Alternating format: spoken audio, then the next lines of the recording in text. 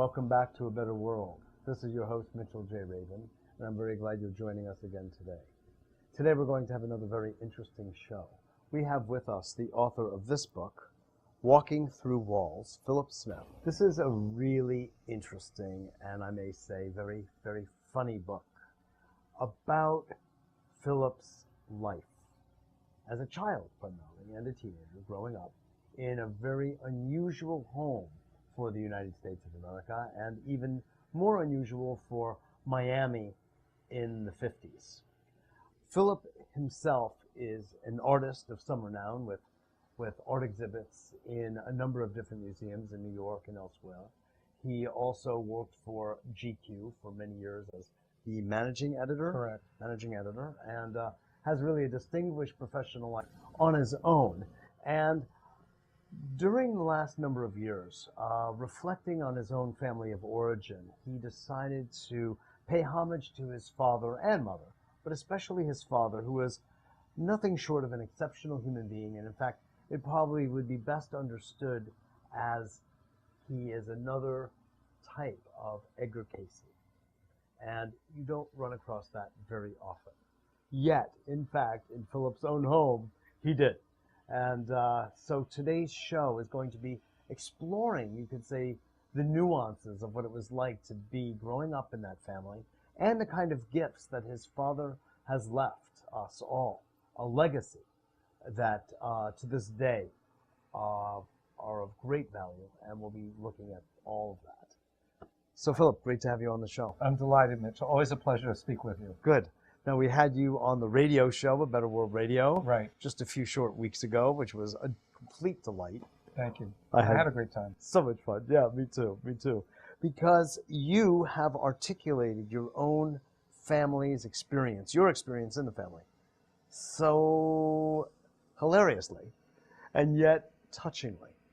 And first of all, just tell a little bit about what it was like to grow up in a family where your father went from being an interior designer among the elite of Miami and the Caribbean, including Cuba back then, to a hippie and a healer of actually very high renown.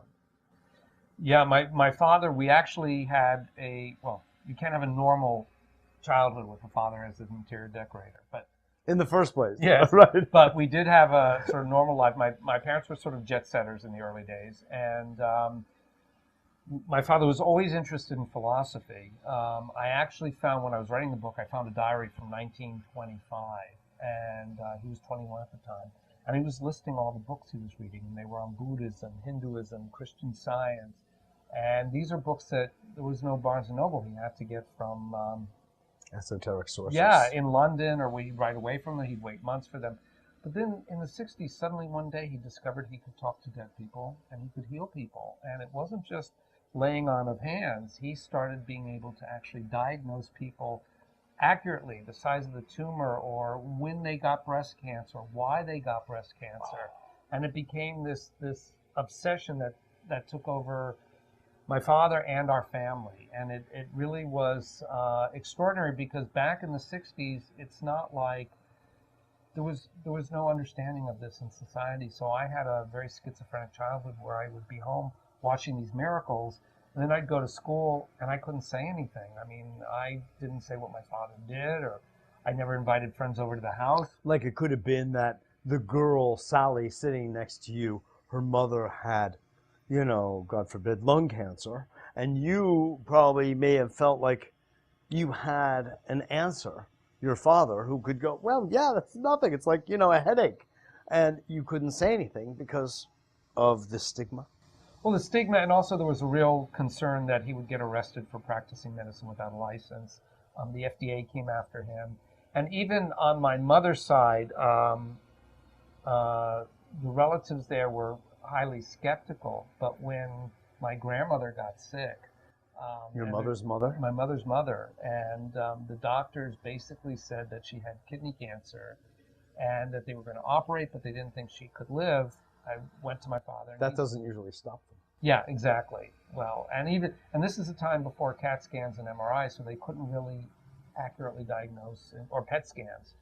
But my father said, The next thing you have to have is a dog scan. yes, They've got a cat scan, they've got a pet scan, but now they need a dog scan. dog scan, that was coming.